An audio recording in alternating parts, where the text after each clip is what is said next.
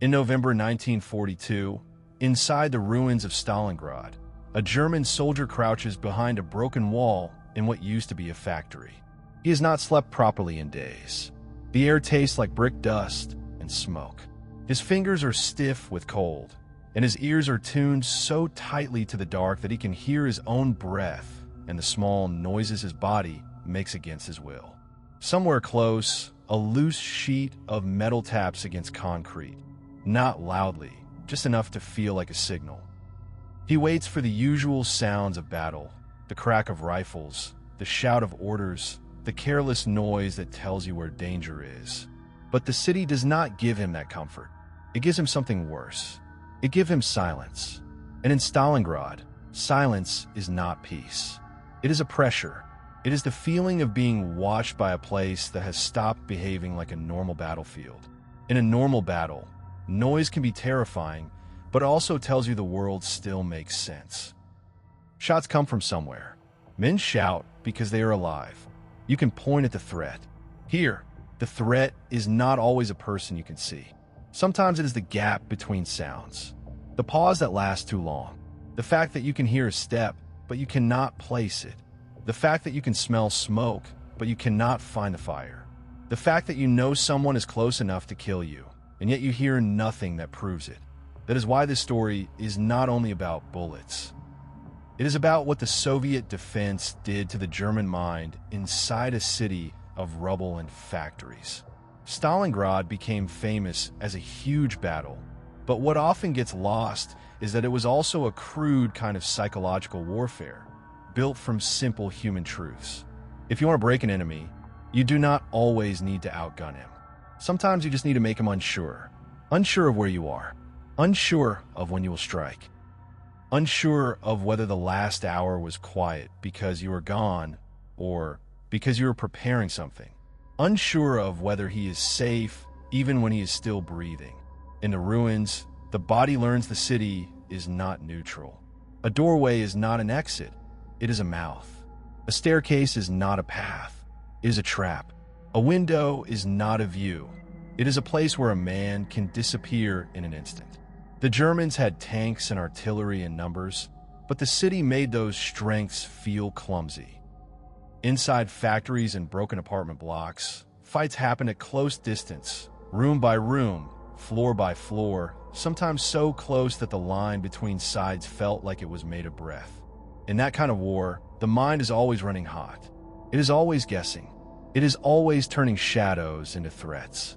If you cannot rest, you start to make mistakes. If you cannot rest, you start to fear everything. And if you start to fear everything, you start to waste ammunition, waste time, waste trust. This is where the Soviet approach becomes interesting because it did not always aim to kill quickly. It aimed to make the enemy live in a constant state of tension. Not a heroic tension, but an exhausting one. There were accounts of Soviet patrols moving in ways that felt unnatural to the Germans, using the night and the ruins, sometimes avoiding pointless shooting, sometimes letting the city do the speaking. Not because they were gentle, but because they understood the value of uncertainty. A burst of gunfire gives information. Silence takes it away. And once you take away information, the enemy starts filling the gap with imagination. He starts seeing danger where there is none, which makes him tired. He starts missing danger where is real, which gets him killed. Either way, you are steering him. There's a detail people rarely talk about because it feels too bleak, but it matters. Bodies. In a normal battle, you try to pull your dead back, or at least you try to move them out of the way. In Stalingrad, there were moments when dead men stayed where they fell in corridors, stairwells, open rooms, frozen into the landscape. Sometimes it was impossible to retrieve them without getting shot. Sometimes it was simply not the priority. But the psychological effect is the same. When a body is left in place, it becomes a warning that never stops speaking. It tells you how close death is. It tells you what happens if you step into the wrong opening. It tells you that the city does not care. And it slowly changes the way you think. You stop seeing a building as shelter and start seeing it as a tomb that has not chosen its next name yet. From a cold strategic view, it is simple. If you can make the enemy feel trapped inside the environment, you reduce his will to move. If you reduce his movement, you make him predictable. If you make him predictable, you make him easier to hit. But the psychological part is what makes it stick. You could train a man to endure noise. You could train him to endure risk. It is much harder to train him to endure the feeling that the rules have been removed. That the enemy is not trying to beat him in a clean exchange, but trying to wear him down until his own nerves start doing the job. So the questions start forming in his head, even if he never says them out loud. Why does it go quiet for so long? Why do we only hear them when they choose to be heard? Why does every building feel occupied, even when it looks empty? How do you fight someone who is not trying to win a street, but trying to win your sleep? And the worst question, the one that makes a man tighten his grip on his rifle without meaning to, is this. If the Soviets can control the mood of this city, what else are they controlling? Because the point is not that every Soviet patrol was silent, or that every moment was planned like a theater. The point is that the Germans experienced it as if it was planned. The city felt like it had a mind. And when a battlefield feels like it has a mind, soldiers start fighting the place, not just the people. They start wasting themselves. They start breaking down in private ways that never appear in official reports. In a few minutes, you will see why Stalingrad was the perfect laboratory for this kind of psychological pressure, and how the ruins, the cold, the close-range fighting, and the Soviet style of staying near enough to haunt you turned a famous battle into something more personal. Not just a struggle for territory, but a struggle to keep your mind from turning against you. To understand why this worked in Stalingrad, you have to picture the city as a machine built to grind down attention. In the summer of 1942, the Luftwaffe turned whole districts into rubble. Streets that once had clear lines became piles of broken brick. Buildings became shells with open mouth for windows. Factories became mazes of pipes, metal frames, and collapsed floors. When a main fighting tightened in the autumn and into November, the battlefield stopped looking like a battlefield and started looking like an endless set of hiding places. That matters because psychological pressure is easier to apply when you can stay close without being seen. In open fields, you can measure danger by distance. In Stalingrad, danger had no distance. It could be behind the next wall, above the next stairwell, or under the floor you're standing on. This is why the city itself became a weapon. A ruin gives you cover, but it also gives the enemy cover. A cellar keeps you warm, but it also traps sound and makes every footstep feel like it is coming from everywhere at once. A corridor should be a simple thing, but in Stalingrad, a corridor is a tunnel of uncertainty. You walk down it knowing there might be a man in the dark at the end, or a man behind the door, or a man above you watching through a crack. And when the enemy is close enough to touch, your nervous system never gets permission to switch off. You can endure fear in bursts. What breaks people is fear that becomes normal. The German soldiers who came into this city were not fragile men. Many had already fought hard battles. But Stalingrad asked them to live inside a constant question. Where is the enemy right now? Not where is the front line, because the front line could be a stairwell. Not where is the next position, because the next position could be the other side of a wall. The fight became a series of tiny, brutal collisions, sometimes measured in meters, sometimes measured in rooms. Every small movement could invite a shot. Every small noise could invite a grenade. Even when nothing happened, the mind stayed tense, because the silence felt like it was chosen by someone. This is the first reason Stalingrad was perfect for psychological warfare. It forced closeness. And closeness changes the meaning of everything. Artillery is terrifying, but it is distant. A man hiding in the same building as you is a different kind of terror because he can wait. He can listen. He can let you exhaust yourself. He can let your imagination do half the work. In close fighting, the strongest weapon is not always firepower. It is patience. It is the ability to make the other man move first. The second reason is exhaustion. The weather and the conditions did not just hurt bodies. They drained judgment. Cold makes you slow, but it also makes you emotionally thin. Hunger makes you weak, but it also makes you irritable, impulsive, easier to frighten. Lack of sleep turns a trained soldier into a man who jumps at his own shadow. In Stalingrad, sleep was not simply rest. Sleep was a risk. If you slept too deeply, you might not wake up. If you slept lightly, you did not rest at all. Either way, you were running on fumes. And when a man is exhausted, he is easier to steer. He reacts instead of choosing. He fires because he is scared, not because it helps. He wastes ammunition, wastes movement, wastes trust. This is where the Soviet approach begins to look less like chaos and more like a cold understanding of human limits. You do not need to be everywhere. You need the enemy to feel you could be anywhere. You do not need to shoot constantly. You need the enemy to listen constantly. A battlefield full of noise can feel strangely stable because noise gives you a map. You hear where shots are coming from. You hear where men are shouting. You hear where the fighting is concentrated. But a battlefield that goes quiet in the wrong moment steals your map. It forces you to imagine the threat, and the imagination is always crueler than reality. There's a simple psychological trick inside that. When you cannot see the enemy, your brain starts looking for patterns. It starts trying to predict. It starts trying to control the uncontrollable. That is when soldiers begin to create their own rules, and those rules can be exploited. If a unit believes the enemy always attacks at night, night becomes a horror before it even arrives. If a unit believes a certain building is cursed, men hesitate near it. If a unit believes the Soviets never retreat, every advance feels pointless. These beliefs do not need to be true. They only need to be believed. And Stalingrad, with its broken visibility and constant fatigue, made belief easy to plant. The third reason Stalingrad was perfect is the way it punished confidence. In many battles, momentum is real. You take ground, you feel progress. In Stalingrad, progress could vanish. You could fight all day to take a floor, then lose it at night. You could clear a room, then find the enemy still inside the building because there were holes in the walls you never saw. You could feel safe, then a single shot reminds you that safety was an illusion. That cycle is psychologically brutal.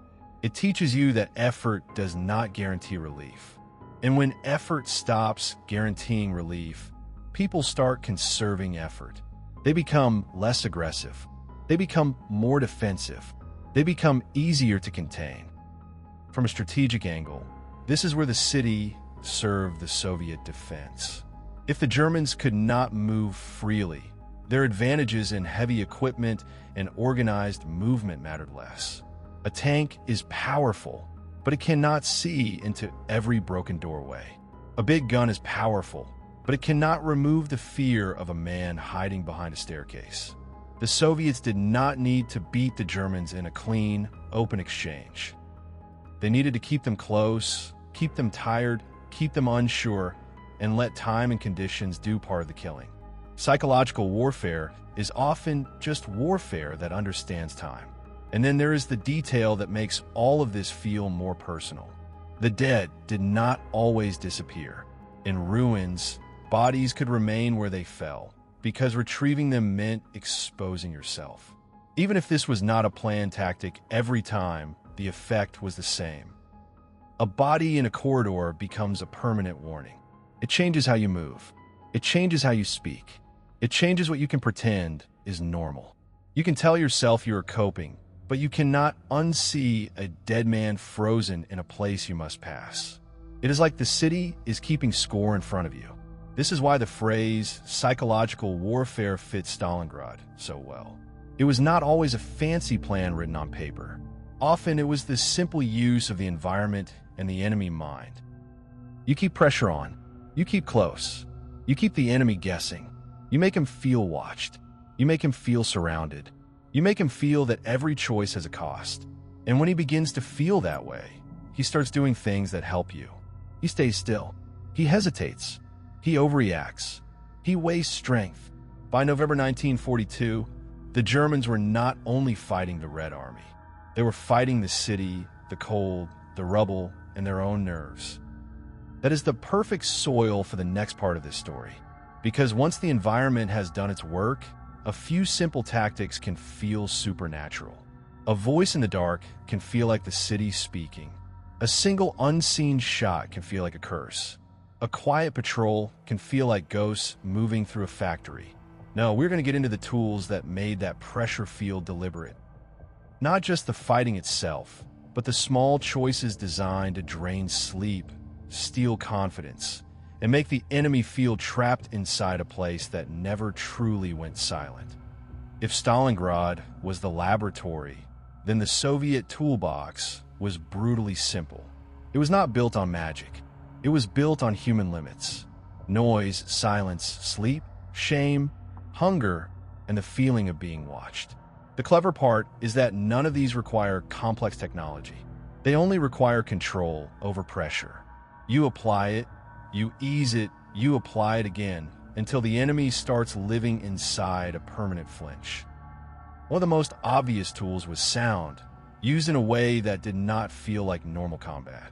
Loudspeakers and messages aimed at German lines were not just about information. They were about mood. The words were designed to crawl into the quiet moments when a soldier is most vulnerable, when he is alone with his thoughts, when the city is still enough for him to hear his own fear. The point is not whether a man believes every sentence. The point is that a voice from the dark forces him to react. It reminds him that someone is watching, someone knows he is there, someone wants him to feel cornered. And once that idea is planted, it follows him even when the speakers go silent, because his mind keeps replaying it in the gaps. But the deeper weapon was the one Stalingrad offered for free. The close-range fight. When a battlefield becomes ruins and corridors, the most frightening thing is not mass firepower. It is the feeling that the enemy is always one wall away. That is why snipers became more than a tactical role. They became a psychological presence. A good sniper does not just remove a man. He removes movement. He removes confidence. He turns daylight into a threat and open ground into a punishment. Even the rumor of snipers can freeze a unit, because men start moving like every window has an eye behind it. They start hugging walls, waiting too long, wasting time. They start telling themselves the city is alive because it keeps biting them without showing its teeth. And the most important part is that the Soviets did not need a sniper on every corner for this to work. They needed the Germans to believe one could be there. That is the pattern you see again and again in psychological war. You do not need full control. You need just enough uncertainty that the enemy gives you control by how he behaves. Once the Germans begin moving cautiously, once they stop trusting their instincts, they become slower, easier to track, easier to surround. Their own fear becomes a lever.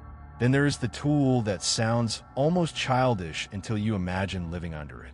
Small patrol pressure. Not grand assaults that announce themselves and then retreat, but little movements that keep a unit from ever settling. A shadow that appears, disappears, then appears somewhere else. A footstep in rubble, then nothing. A brief burst of action, then long quiet. If you keep doing that, the enemy starts sleeping in fragments. He starts living in fragments. His body never fully relaxes, so his judgment never fully sharpens. He begins to make mistakes that he would never make if he had one proper night of rest. He starts firing too early, shouting when he should be quiet, moving when he should wait, waiting when he should move. And those mistakes are the real payoff. This is why the tone of Stalingrad felt so personal. The city forced men into a relationship with their own nerves. You could not simply be brave for a moment and then recover. You had to remain alert for hours, days, weeks. That is not bravery anymore. That is slow erosion. And erosion changes personalities. It makes men short-tempered. It makes them cruel. It makes them careless. It makes them suspicious of each other. When you are exhausted, You stop giving people the benefit of the doubt. You stop trusting instructions. You start thinking survival is something you do alone. A unit can survive fear. A unit struggles to survive mistrust. And here is the cruel twist. The Soviets did not need every tactic to be perfectly organized for the psychological effect to exist. The environment itself carried the message. Even if a body was left in a corridor because it could not be retrieved, the enemy experiences it as deliberate. Even if silence happens because both sides are exhausted, the enemy experiences it as chosen. In a place like Stalingrad, the mind turns ordinary misery into intentional torment because it is easier to believe someone is doing this to you than to accept that the world has become meaningless. That is why a city like this can feel haunted even when the enemy is simply human. This is where the channel promise begins, and why we are starting with a story like this.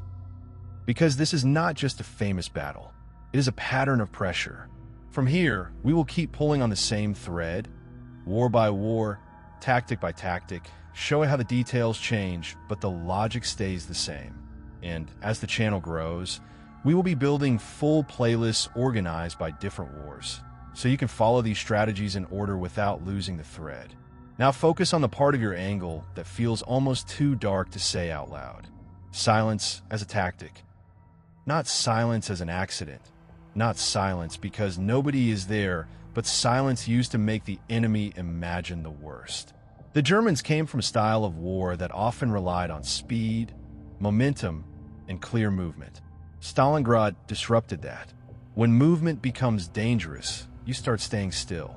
When staying still becomes long enough, your mind starts creating threats to fill the emptiness. You start hearing things. You start seeing shapes. You start feeling that the city is watching you through holes in the wall. And once a man begins believing that he does not need to be attacked to feel attacked, he will wear himself down all on his own. That is why the most effective psychological warfare in Stalingrad was not always the one that shouted at you. It was the one that made you listen. It made you wait for the sound that never came. It made you imagine a patrol moving through the rubble without speaking, without firing, without giving you the relief of knowing where they are. Because if you never hear them, you never know if you are safe. And if you never know if you are safe, you are never truly resting, even when your body is lying still. And that leads directly to the next part, where the tactics stop feeling like a general description of war and start feeling like a deliberate method. The kind that turns night into a slow torture, turns rubble into a sensor, and makes a man fear the moment the city goes quiet again. By the time you reach this stage of Stalingrad, you start understanding why silence can be more violent than gunfire. Gunfire is information. It tells you where to look. It tells you where to hide.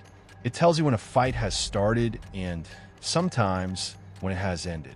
Silence does the opposite. Silence forces you to guess.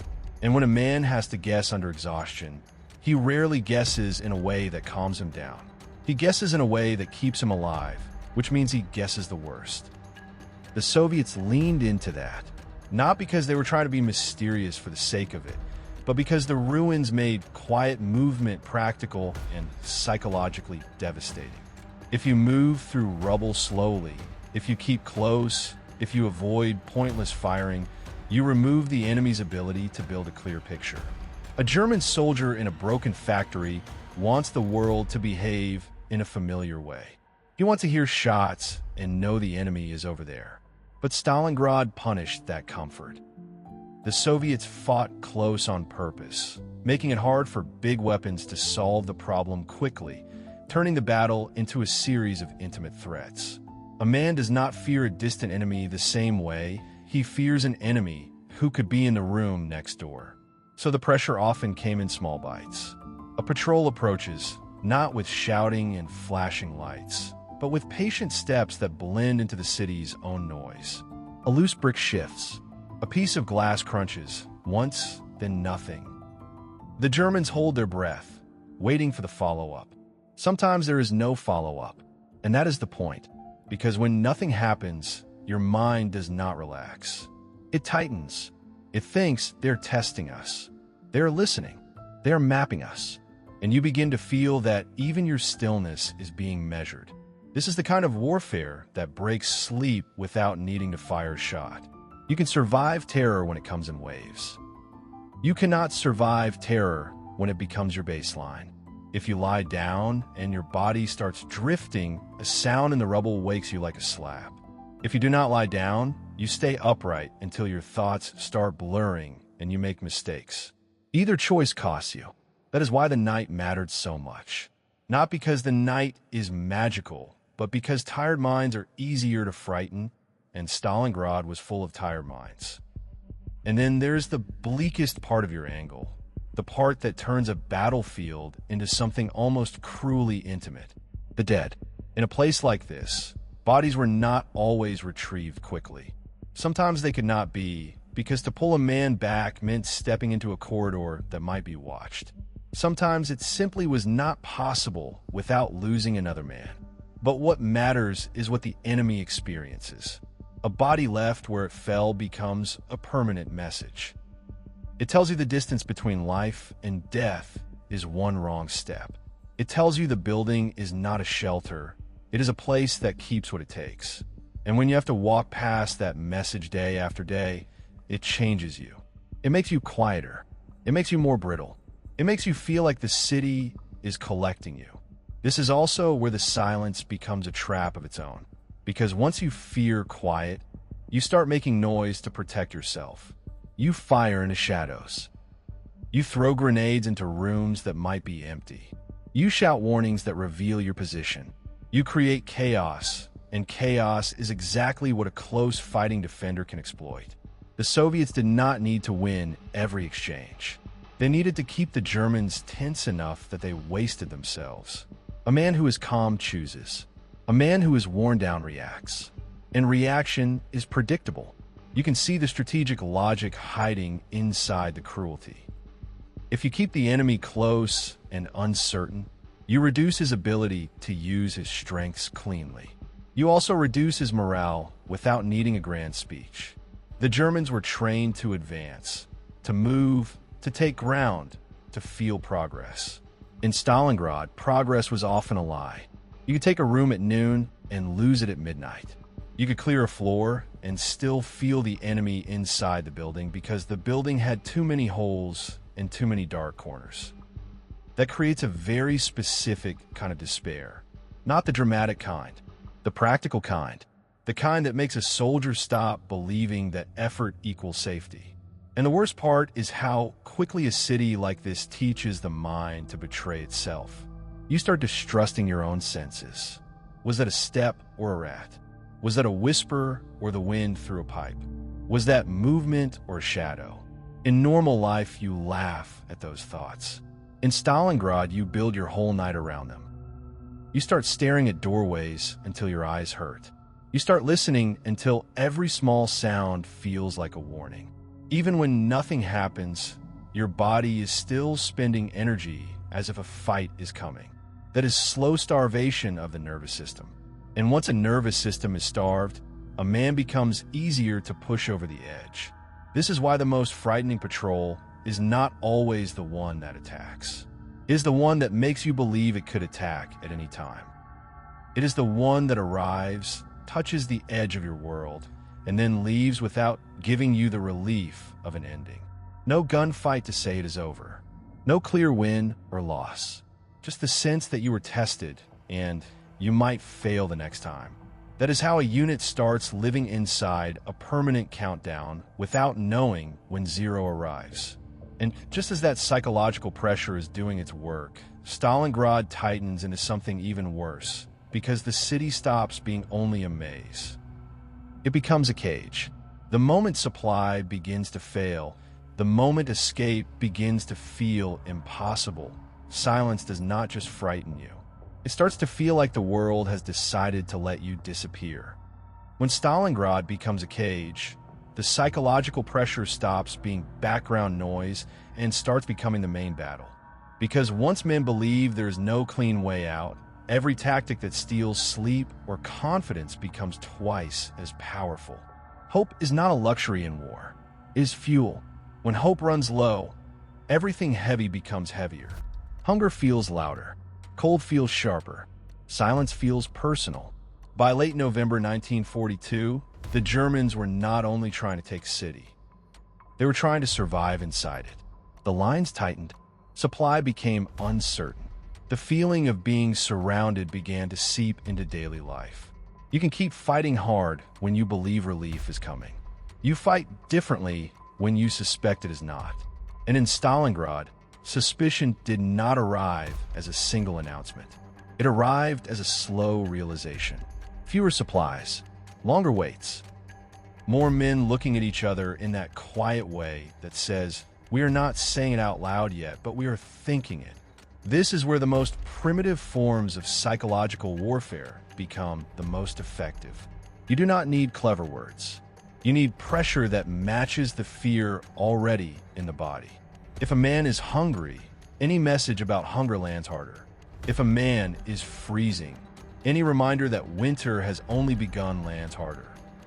If a man is tired, any suggestion that there is no end in sight lands harder.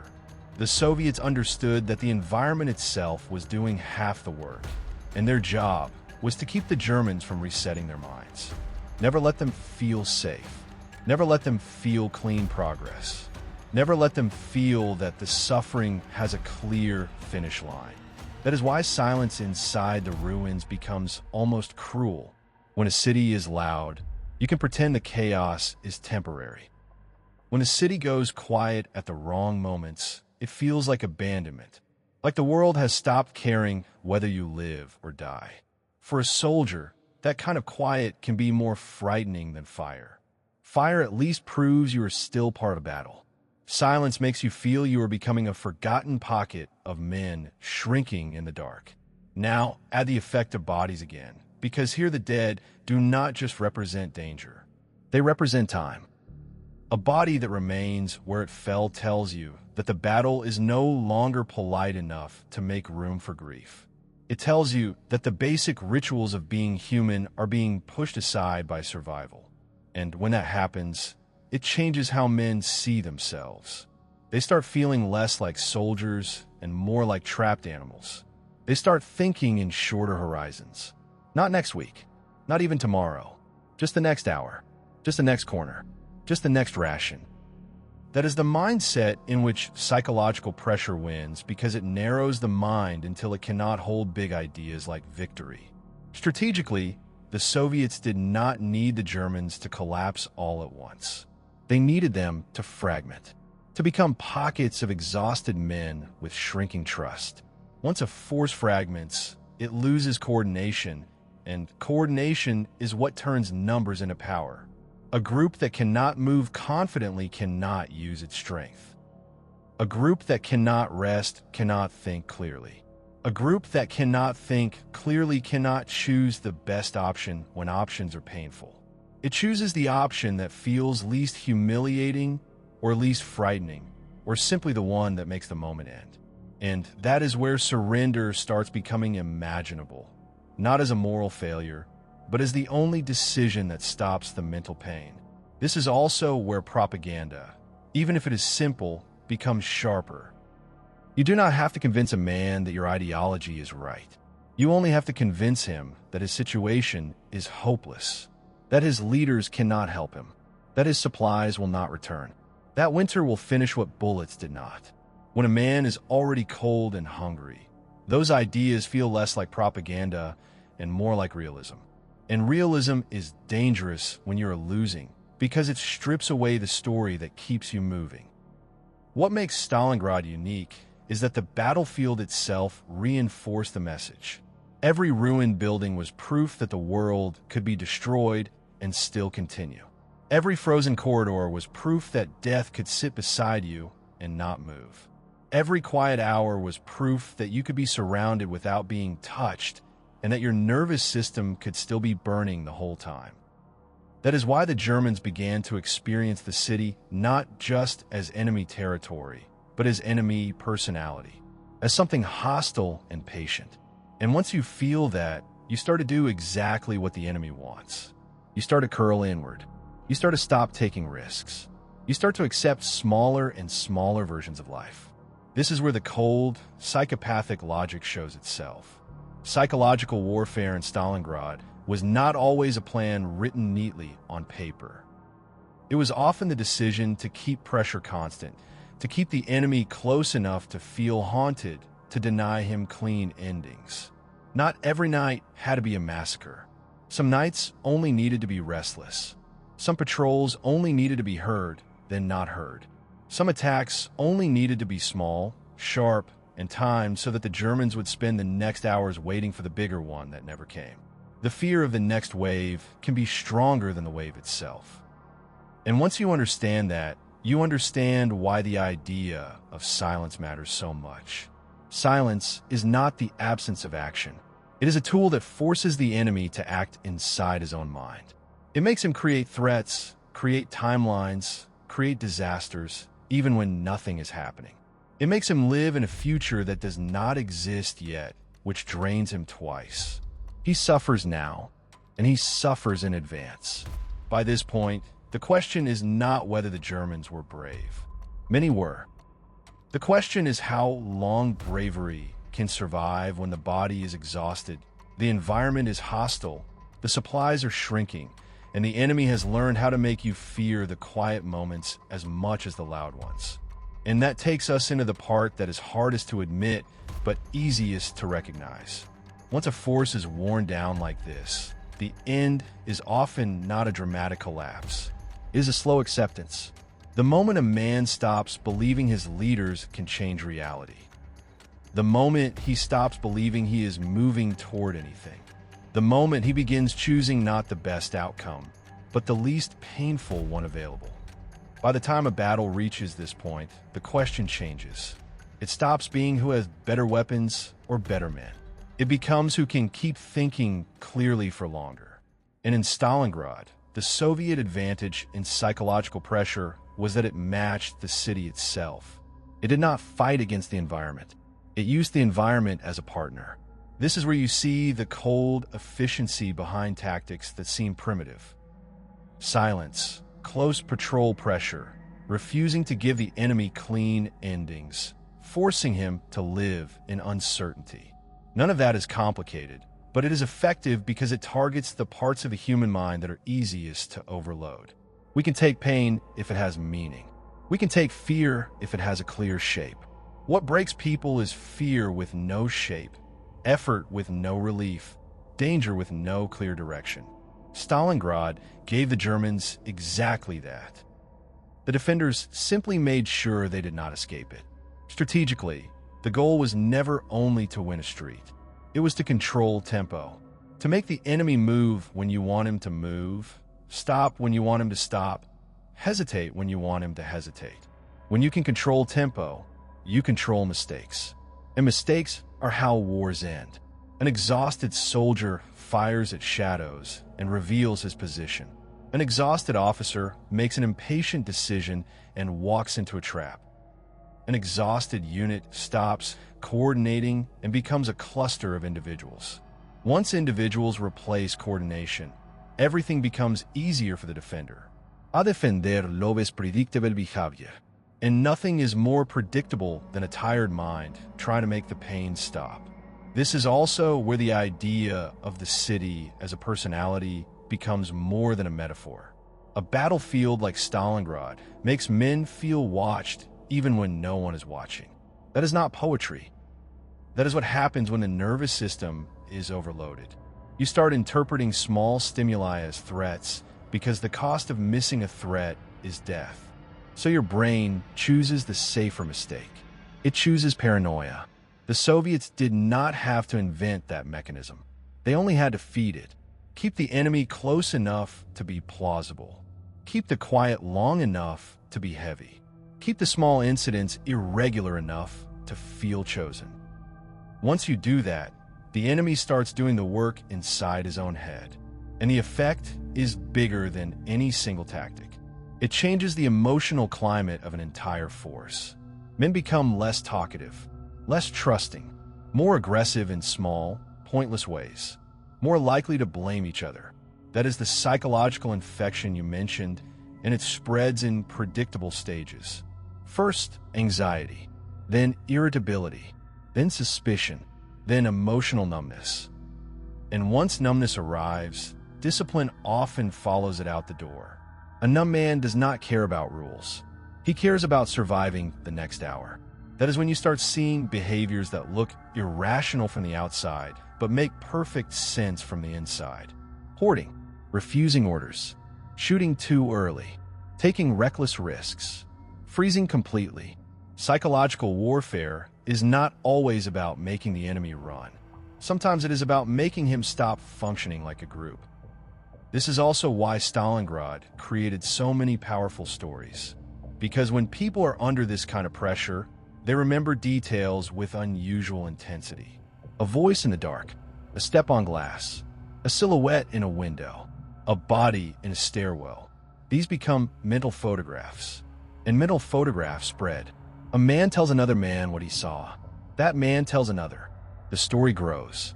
The city gains a reputation. And once a reputation exists, it becomes an extra weapon.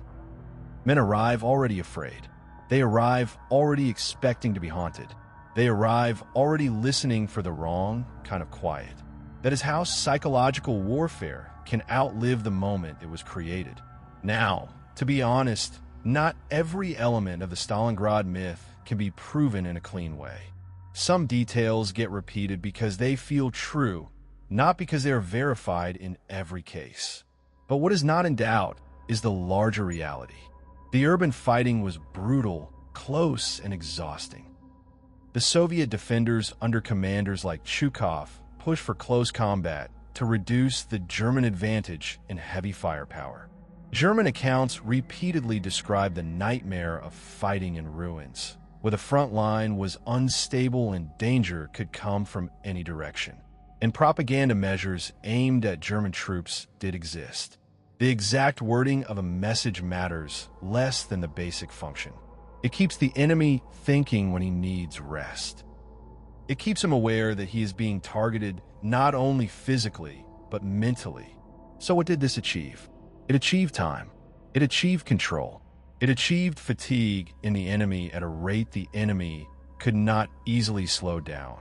It helped create a situation where German forces inside the city were being drained from the inside, while the larger strategic situation tightened around them. And once the larger strategic situation turned into encirclement, the psychological pressure did not have to convince people of anything new. It only had to make the existing reality feel inevitable. This is the key lesson. Psychological warfare works best when it rides on a truth. When the enemy is already tired, the tactic that steals sleep is stronger. When the enemy is already uncertain, the tactic that increases uncertainty is stronger. When the enemy is already isolated, the message that says you are isolated lands harder. You do not create the weakness from nothing. You exploit the weakness that is already there until it becomes the only thing the enemy can feel. And that brings us to the final step. Because the ending of this story is not a cinematic explosion. It is a human moment. A moment where the mind reaches a limit. Where a soldier stops asking how to win and starts asking how to end the suffering. Where the enemy does not have to fire a shot to take territory, because the territory is already being surrendered inside the head of the man holding it. Stalingrad did not only break bodies. It tried to break the part of a man that decides he can keep going. That is the real secret behind the silence, the close pressure, the restless nights, the corridors that never felt empty. It was not a separate layer of the battle. It was the battle aimed straight at the nervous system. Because when people talk about psychological warfare, they often picture speeches or clever slogans. Stalingrad shows you something colder. Psychological warfare can be primitive and still be precise. It can be nothing more than denying the enemy clean information, denying him clean rest, denying him clean endings. You do not need to convince him you're stronger. You only need to make him feel that the city is stronger, that time is stronger, that his own exhaustion is stronger than his will. And the setting mattered as much as the tactics. Rubble turned every building into a hiding place.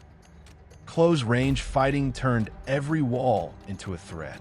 Cold and hunger turned every hour into a test of patience.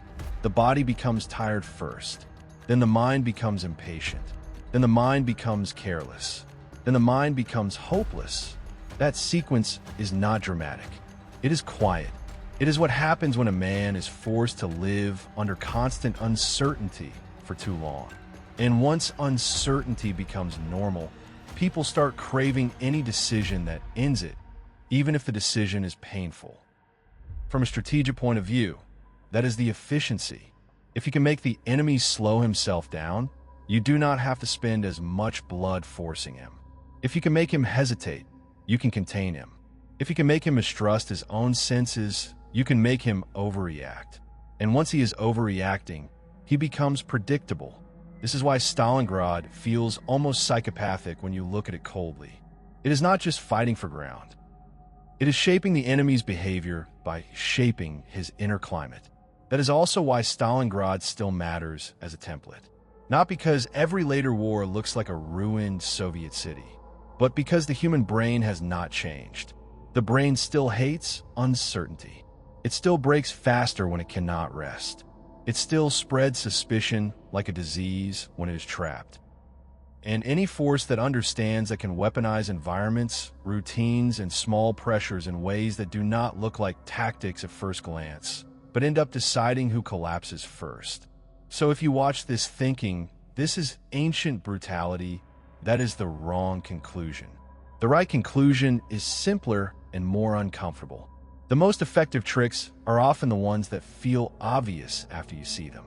Silence, patience, close pressure, no clean endings.